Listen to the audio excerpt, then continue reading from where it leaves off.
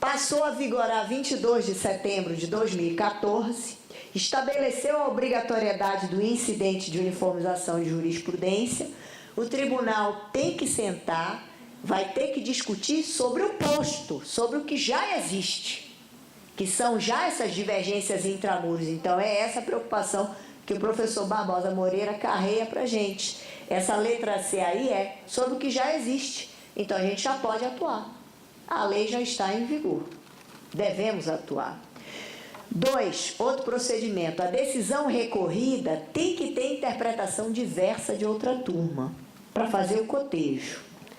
3, legitimidade. Quem é que pode suscitar um incidente de uniformização de jurisprudência? Aqui eu tenho algumas polêmicas. O juiz, nós já tínhamos prenunciado, excluídos os suspeitos, obviamente os impedidos, porque a gente está falando em rompimento de pressuposto processual, da imparcialidade, e os sem direito ao voto, obviamente. E a questão que eu falei para vocês do juiz convocado, que ele também, ele está integrando aquela turma. O juiz convocado, integrante daquela turma, ele suscita o incidente de uniformização de jurisprudência. Naquele momento, ele está exercendo uma função delegada a ele. É como se ele já fosse um desembargador. Então, ele mais do que nunca tem poder, dever de agir daquela maneira, sem sombra de dúvida. Agora, aqui fica a discussão. Pode o juiz de primeiro grau suscitar? Em contribuição? Em auxílio? Ou não? Porque aqui o juiz, a preocupação, e aí é toda a doutrina convergindo, falando apenas, o juiz do tribunal, que aí a nomenclatura é o desembargador. Ou o juiz convocado no tribunal, que está numa relatoria, ou seja, com a função e o mistério de atuar como relator para proferir o voto. Mas o juiz de primeiro grau não pode auxiliar o seu tribunal? Pelo amor de Deus. Me espantou até, confesso aqui como reconfessa, a doutrina não permite isso. Se eu estou falando numa lei 13.015 que veio para tentar organizar a casa dos TRTs, para os TRTs tentarem falar pelo menos uma harmonia jurisprudencial, a gente ter uma linha na jurisprudência, uma coesão, uma previsibilidade, um estado de segurança jurídica. Não pode o juiz, possível expedição, provocar? Ou não? Óbvio, eu tenho que ter momento, eu tenho que ter estágio. Foi o que eu disse ainda há pouco para os senhores do procedimento. Ainda não pode ter sido julgado. Já foi julgado, perdeu a razão de ser. Mas no sentido até de auxílio, de prestar um estado de cooperação. O novo Código de Processo Civil tem um capítulo que é de arrepiar, é lindo. A gente fica assim arrepiado. É o capítulo da cooperação. Eu tenho que observar o sentido de atores de uma instituição. Quer dizer, eu vou pensar agora na Lei 13.015, é só do TRT, isola o TRT, clausura do TRT, vocês todos juízes de primeiro não podem fazer nada, estão atados. Que isso? As súmulas vão ser com parâmetros em quê? Nas decisões dos senhores. Porque vocês que tiveram primeiro contato com quem? Com a formação da questão de direito, com a tese jurídica. E que ela vai ser predominante, prevalecente ou não no tribunal para a formação da súmula. Então, é um desprestígio. O novo CPC, ele não desprestigia em nenhum momento nenhum dos atores. Tinha falado o senhor, doutor Alencar, ainda há pouco. Então, nenhum dos atores é desprestigiado. E ele é ator, volto a repetir. Então, ele é parcela do fenômeno. Eu não posso isolar ele do fenômeno. Não vejo problema nenhum.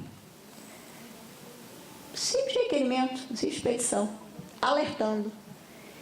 Aí vem o segundo passo, que aí é que antes de eu ir para esse segundo passo, só para fechar a legitimidade. Então, juiz, eu estou imaginando aí juiz, desembargador, juiz, primeiro grau, sem sombra de dúvida.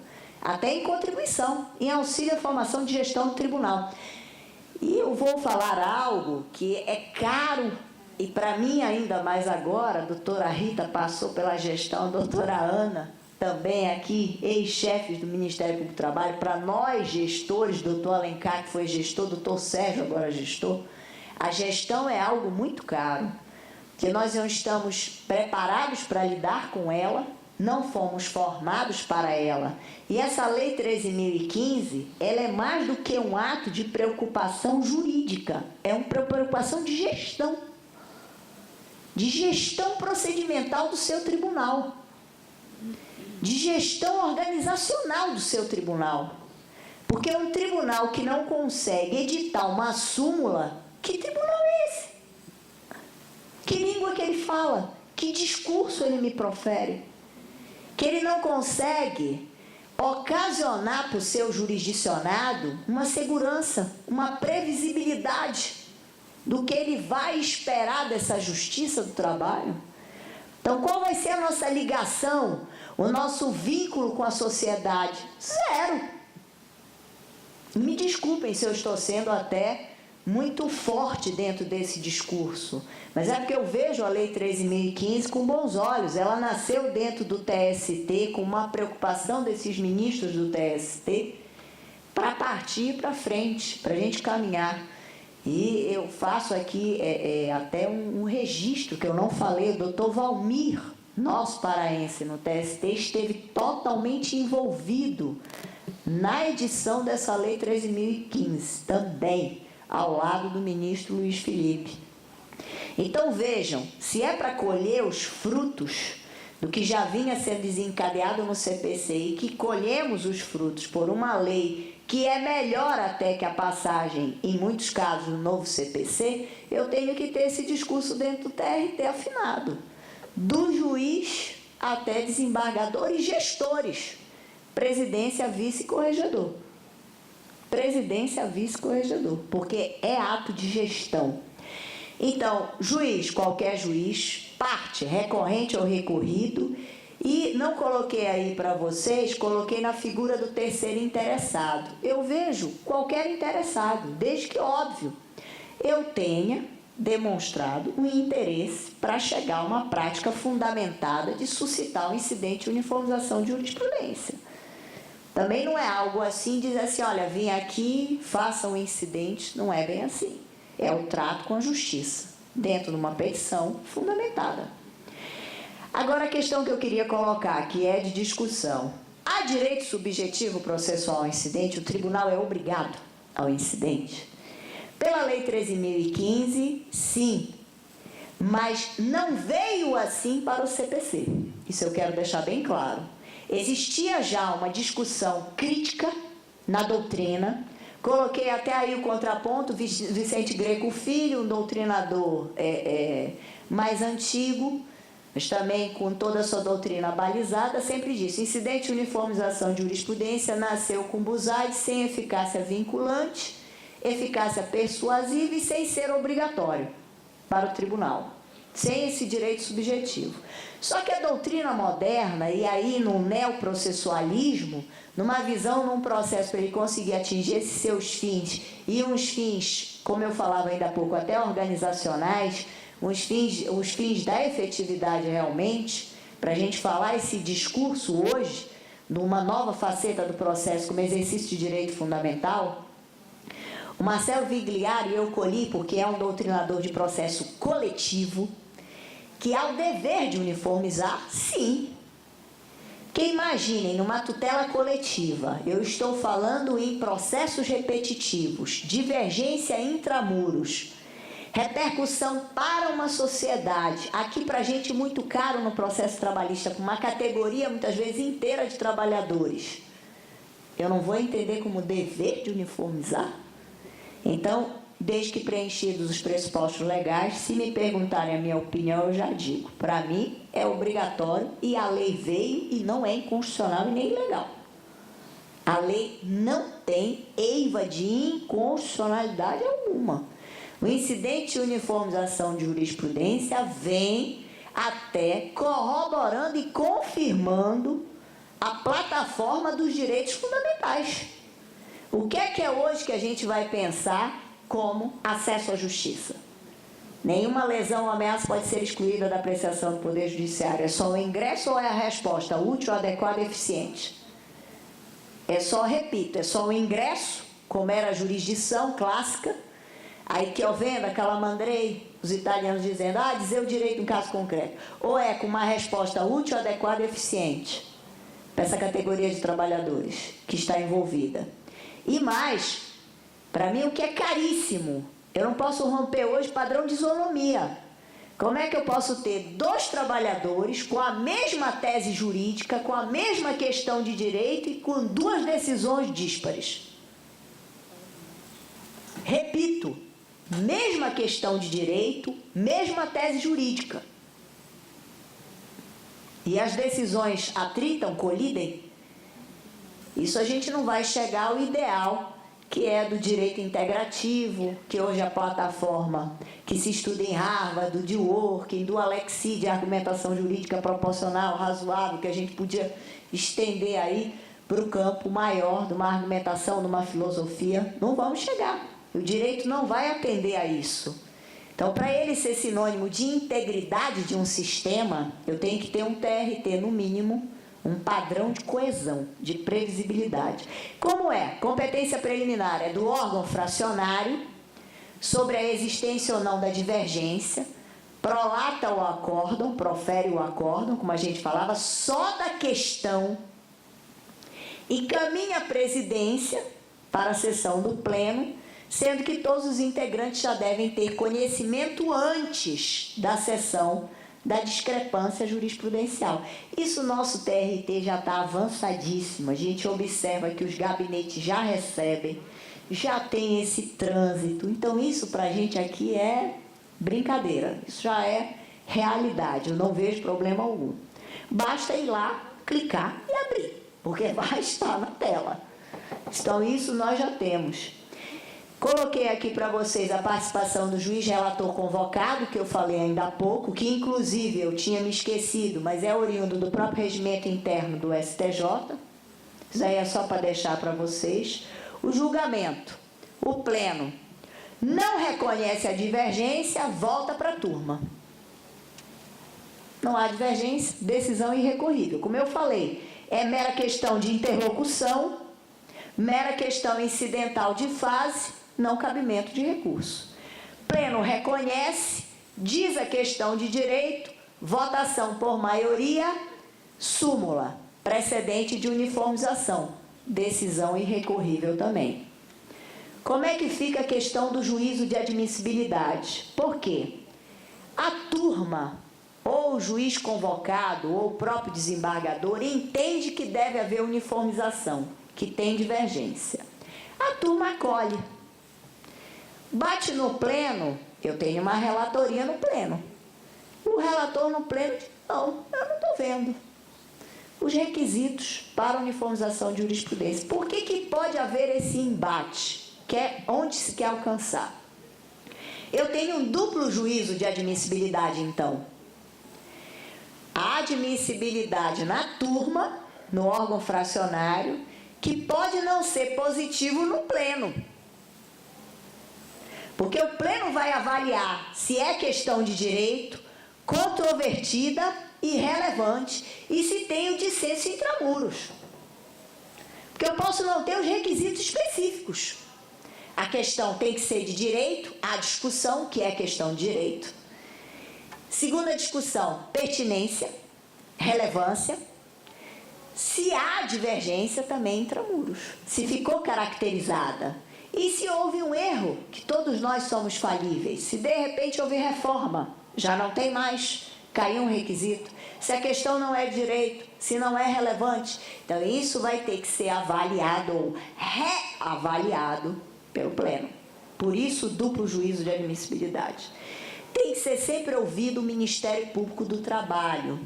Isso é interessante até na lógica passada do CPC de 39, que havia uma discussão se ia incluir o Ministério Público ou não para ser ouvido. Como o Ministério Público cresceu, se agigantou nessa defesa da ordem jurídica, hoje é inquestionável, o próprio novo CPC, a própria Lei 13.015, tudo está afirmando, em razão de quê? Do interesse público, para que ele se pronuncie sobre o incidente de uniformização de jurisprudência, como sempre foi, manso e pacífico.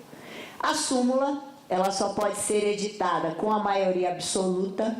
Se nós não tivermos essa maioria, essa situação qualificada, repito, a maioria será simples. Mas qual é a importância da Lei 13.015? Porque eu não vou conseguir a súmula, que seria o ideal. É o ideal no TRT 8, a edição da súmula. Mas eu vou ter a tese jurídica prevalecente. E esta tese jurídica prevalecente é que dá margem à revista. Repito, nós não vamos mais hoje observar a revista com situação isolada. É diálogo dentro do esforço interpretativo do seu tribunal. O que já deveria ser assim. A jurisprudência acabou no Brasil brincando de ser isolada. É o advogado que pega uma decisão isolada e aquela decisão tenta uma andorinha fazer o verão do que ele quer. Que sempre foi equivocado. Então, hoje, a Lei 13.015 estabelece ou é súmula ou partir para a tese jurídica prevalecente. Inclusive, faço menção a vocês do artigo modificado da Lei 13.015, que é o 896, parágrafo 6º, que vincula o órgão fracionário com essa tese jurídica prevalecente. Então, não pense o seguinte, não houve edição no pleno, volta para a turma e a turma julga como ela quer. Não! Os argumentos do pleno gravitaram, gerou uma tese jurídica prevalecente. Então, deverá haver o respeito na eficácia horizontal da turma, depois ao pleno. Então, vejam a importância dessa eficácia horizontal. Eu vou ter que ter uma harmonia de pensamento entre as turmas afinada com o pleno. Porque o pleno não conseguiu editar a súmula? Sim, paciência, quórum. Perfeito. Mas houve a discussão, tive a tese jurídica prevalecente e as turmas têm que ter esse padrão de interpretação. Porque aí é um respeito à própria casa. Porque qual é a força do meu pleno, que é o meu órgão máximo, se a turma não vai respeitar a própria tese jurídica prevalecente do pleno? Olha o dissenso. Isso acontecia, meus caros, no Brasil, direto. Por isso que nós nunca tivemos a cultura da uniformização. TRFs, então, TJs, a realidade da Justiça Estadual, da Justiça Federal, é um embate direto. O desrespeito do juiz federal com decisões de tribunal superior tem N exemplos históricos. Basta rememorar a tutela antecipada, a medida provisória que começou em 1570. E foi desaguar com a Lei 9494. Juízes federais desrespeitavam diuturnamente. Dizer, qual é o respeito que você tem dentro da sua hierarquização? Se a questão é a mesma, é o que eu digo para vocês. Mas, Gisele, onde estaria o meu padrão de criatividade como juiz de primeiro grau? Se a questão de direito é a mesma, a gente tem que parar para raciocinar. Eu vou me alinhar com o meu tribunal ou não? Qual é o padrão dessa Lei 13.015? O que é que eu quero institucionalmente? Divergir por divergir? É isso que a gente quer? É esse o discurso do judiciário trabalhista, que deve ser do TRT 8? Eu acredito que não. Já cansei de me vergar no próprio Ministério Público do Trabalho, em situações que eu não concordava. Não, vamos para uma coesão. Por exemplo, sentamos lá na Procuradoria do Trabalho e tentamos achar um mínimo de consenso nessas questões das ações de associação e sindicato. Por quê? Porque imaginem cada procurador do trabalho, porque a distribuição é livre e imparcial, por sorteio, falando uma coisa. Cria um caos. Qual é a posição do Ministério Público do Trabalho? Eu, como chefe, numa entrevista, qual é a posição? Não sei. Ora, da doutora Carla é A, do doutor Sandoval é B, da doutora Luana é C, da Gisele é D. Fica até feio. E a gente não consegue um padrão de coesão. Divergências existirão, mas que a gente tenha, no mínimo, o que diz a lei no 896, parágrafo 6º, que é a tese jurídica prevalecente. A decisão irrecorrível do pleno, porque retorna para a turma, e a turma é quem vai julgar depois o resto do recurso. Quando eu digo o resto, é no sentido da questão principal. Por isso a diferença que eu falei ainda há pouco, que é muito cara no Brasil, entre incidente de uniformização de jurisprudência e precedente. Porque precedente já sai que nem trator, que era o ideal para o Brasil logo. A gente já chegar e julgar tudo. Só que ainda não caminhamos assim. Nós fizemos remissão. Nesta Lei 13.015, a remissão legislativa qual é? Para voltar à turma e o órgão fracionário, apenas houve a transferência de competência funcional para quê? Para o pleno firmar a questão de direito, a tese jurídica prevalecente ou a súmula, para depois retornar à turma. Isso é criticável. Tá? Várias passagens, eu já tive a oportunidade, inclusive aqui presente, o doutor Alencar, da gente discutir isso. Por que dessas idas e vindas? Isso não é salutar, de maneira alguma. O ideal era julgar logo tudo, só que a gente sabe que nós temos ainda estrutura deficitária e ainda a remanescência de um CPC fazendo esse intervalo. Não acredito que isso vai impactar no tempo do processo, de uma maneira que vá me gerar um atraso médio maluco aqui no TRT-8. Por quê? Porque a gente sabe que as coisas aqui andam e muito bem, em termos de tempo do processo. A gente vai ter batendo logo no pleno, o pleno decidindo imediatamente e já voltando a turma para a decisão principal. Então, eu não vejo problema. Inclusive, citei aí para vocês a súmula 513 do STF, que é nesse sentido. Momento que se pode alegar um incidente. Vejam aí a liberdade dos senhores, porque eu tenho esse intervalo do tempo do processo. Razões, contra-razões, sustentação oral, petição avulsa. Então, desde que ainda não haja julgamento. Regimento interno, eu tenho que ter a publicação de toda essa situação das súmulas, a gente tem que observar isso, e o regimento interno já está todo afinado. A comissão aqui tem que observar se a Lei 13.015 eu vou precisar de alterações, acredito eu que sim. A súmula tem eficácia erga omnes. Para o Manuel Antônio Teixeira Filho, que foi um dos primeiros que se lançou na empreitada a mencionar o tema da Lei 13.015, da uniformização obrigatória, não teria eficácia erga omnes, porque somente as súmulas vinculantes. Isso eu deixei até aqui para uma reflexão. Se esta súmula não tiver eficácia erga omnes quanto à questão jurídica, qual vai ser o padrão dessa gestão organizacional? Então, isso é algo que eu tenho reiteradamente me questionado.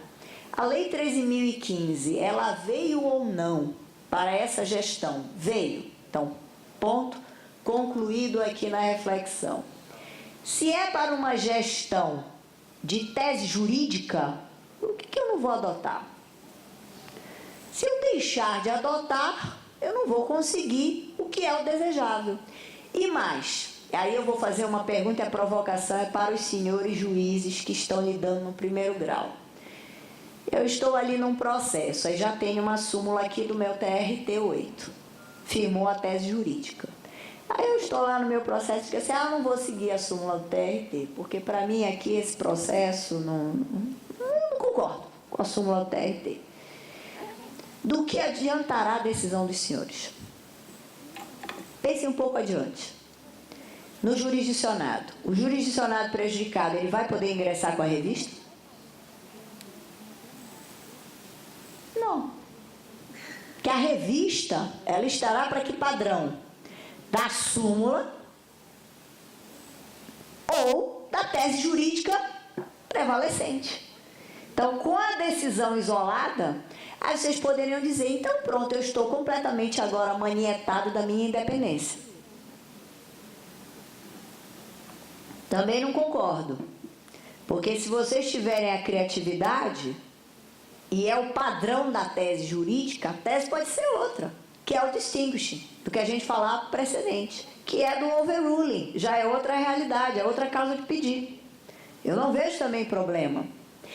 E mais, o que eu acho que o papel até como alguém que está de fora, mas parceira, totalmente parceira aqui, falando pela instituição Ministério Público do Trabalho com o tribunal, e tentando aí caminhar com o tribunal para essa gestão organizacional da melhor forma possível desse incidente de uniformização de jurisprudência obrigatória, o que eu quero é chamar a atenção para o tribunal, e acredito que na gestão atual é totalmente perfeito e viável a gente conseguir isso, com o doutor Sérgio Rocha presente, é o diálogo do pleno com o primeiro grau, na formação das súmulas. Repito.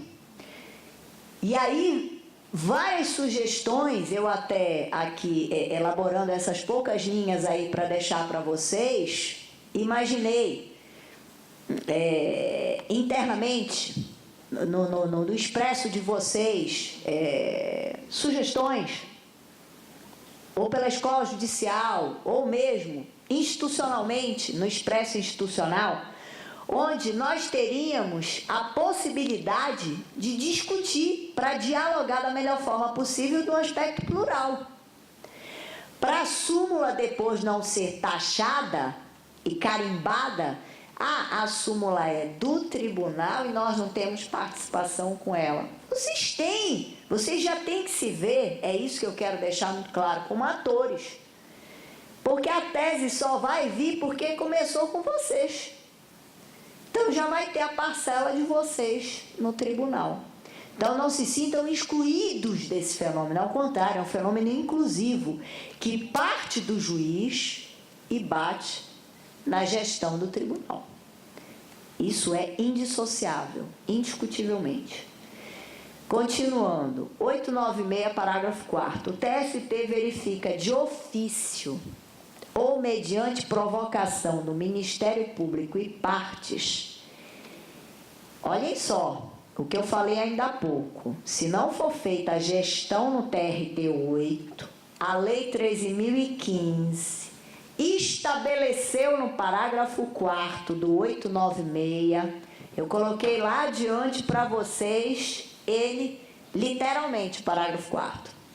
O TST vai verificar lá de ofício, então, com o poder inquisitivo dele, matéria, questão de ordem pública, ele não vai depender de provocação, mas pode ser provocado por quem? Pelo Ministério Público, pode ser provocado pela parte, ele devolve o processo para o TRT 8, se ele entender que deveria ter havido um incidente de uniformização de jurisprudência e não foi feito. Isso, eu vou dizer aos senhores, implicação de sanção, alguma questão? Não. Mas eu diria, é uma situação delicada para o TRT 8.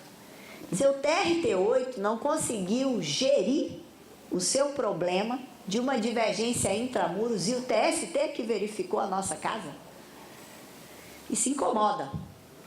Eu me senti incomodada em observar, o TST vem, manda um ofíciozinho e diz, olha, estamos devolvendo o processo para vocês, óbvio, agora na plataforma digital, já não é nem ofício, devolvendo para vocês uniformizarem.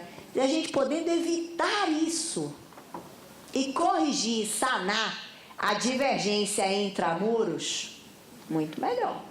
Então, sem necessidade da gente ter esse 896, parágrafo 4º. Agora, óbvio, como são milhares as situações, pode passar alguma. Para ver aí a centralização dos filtros dentro dessa eficácia das decisões. Então, a teoria da decisão plural, da decisão a mais dialogada possível.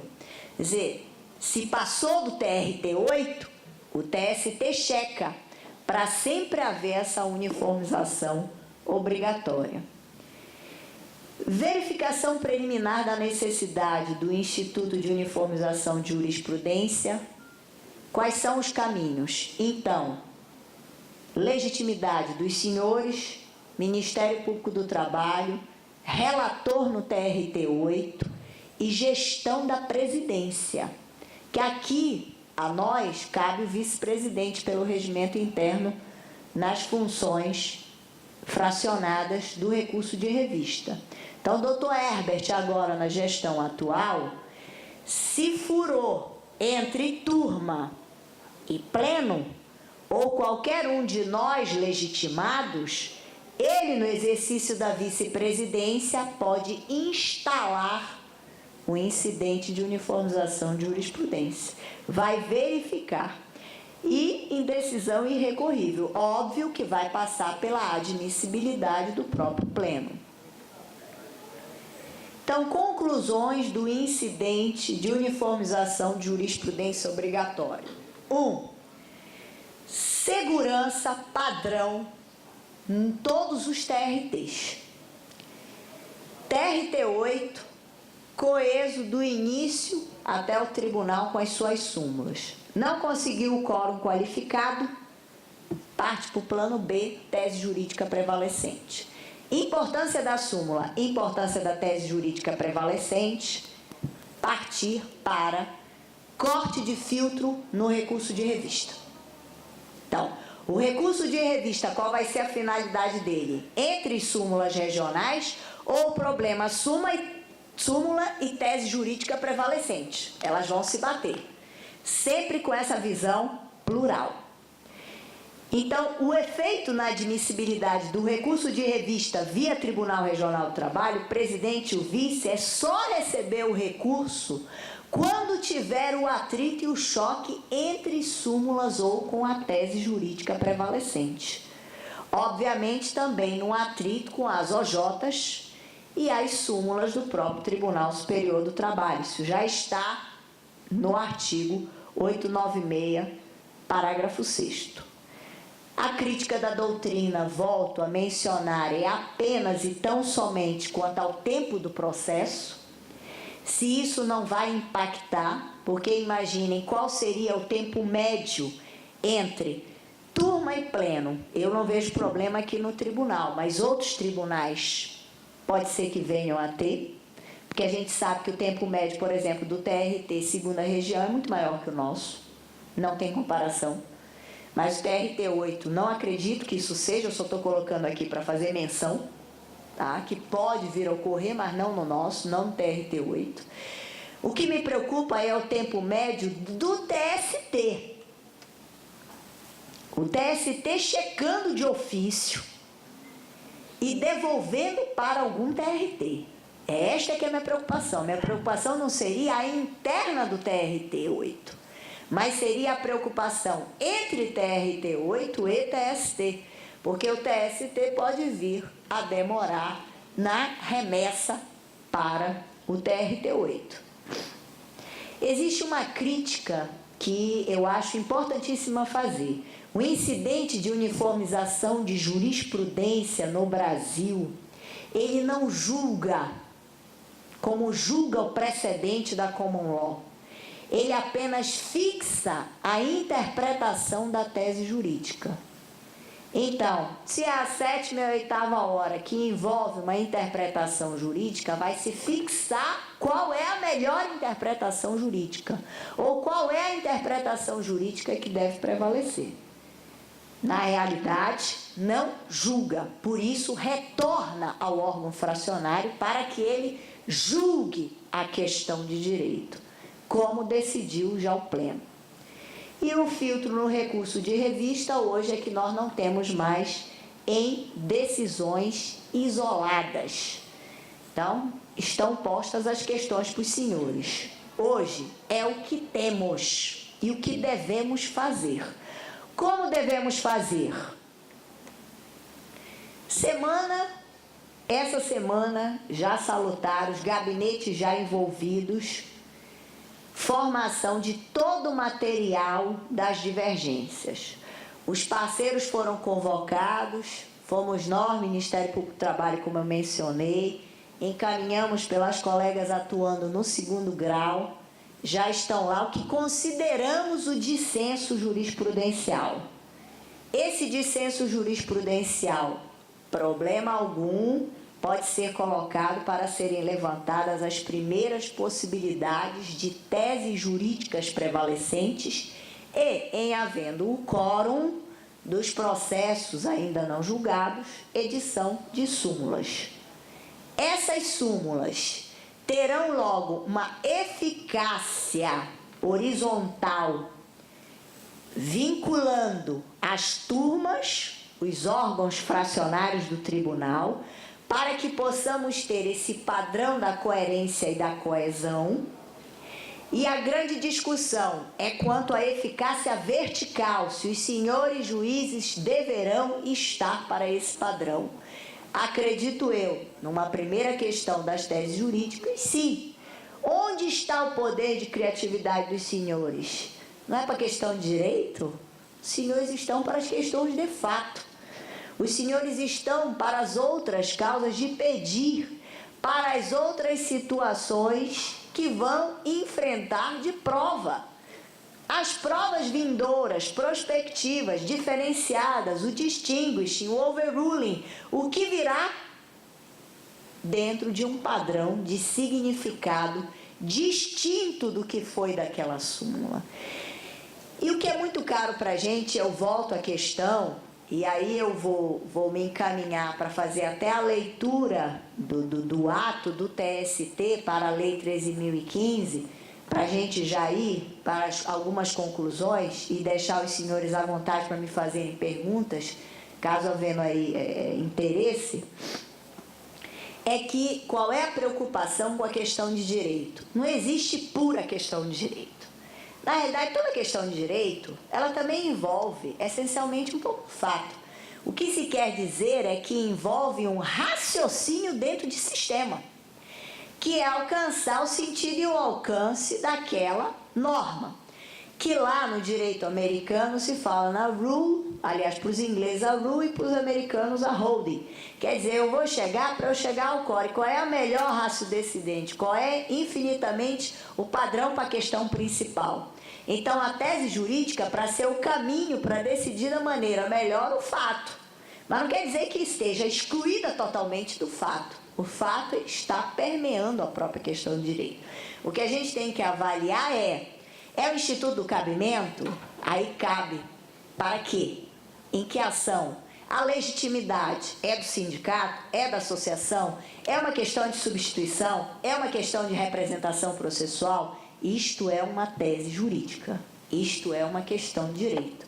Não significa dizer que o nosso tribunal, até na hora de uma súmula, não vai ter que ler o fato, porque o fato é da essência da própria questão de direito.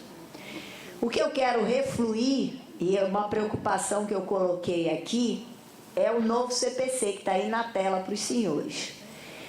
O novo CPC, a possibilidade aí é janeiro, agora, já está ingressando no gabinete da presidência e a Dilma sancionando o novo CPC. E o artigo 15 do novo CPC provavelmente será sancionado. Esse não teve discussão nem em Câmara, nem Senado, nem ida e vinda, nenhuma. E para a gente é muito caro, para o processo trabalhista. Ele diz o seguinte, e eu estou colhendo a última redação, a última da última, do dia 17 de dezembro de 2014, que é a do senador Vital do Rego. Na ausência de normas que regulem processos eleitorais trabalhistas ou administrativos, as disposições deste Código lhes serão aplicadas supletiva e subsidiariamente. Serão aplicadas supletiva e subsidiariamente. Vocês iam dizer, isso não mudou nada. O 769 está na CLT. Aí eu vou dizer, mudou. Mudou. Mudou porque é a questão de visão, de ideologia. O novo CPC hoje, ele